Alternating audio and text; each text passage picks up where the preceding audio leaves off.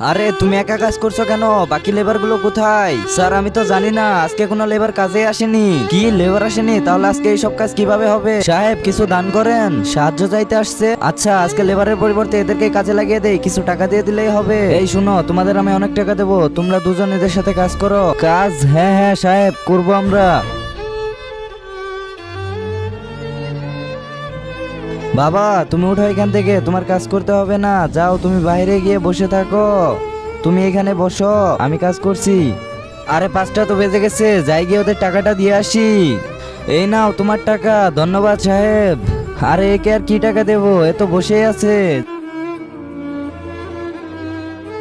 আরে পিচ্ছি তো দেখছি ভালোই কাজ করছে, কিন্তু আমি তো ওকেও টাকা দেবো না। থাক আমি চলে যাই, সব কাজ শেষ, যাই টাকা নিয়ে আসি। ভাই সব কাজ শেষ, মালিক কোথায়? আমাদের টাকা দিবে না? আরে ভাই মালিক তো চলে গেছে। চলে গেছে মানে আমাদের টাকা দিবে না? মালিক আমাদের টাকা দিয়ে যাও মালিক। বেটা কি হয়েছে? আরে বেটা কই যাস? বন্ধুরা কোনো গরিব মানুষের সাথে জানি এরকম না হয়। ভিডিওটা ভালো লাগলে লাইক সাবস্ক্রাইব করে দিও।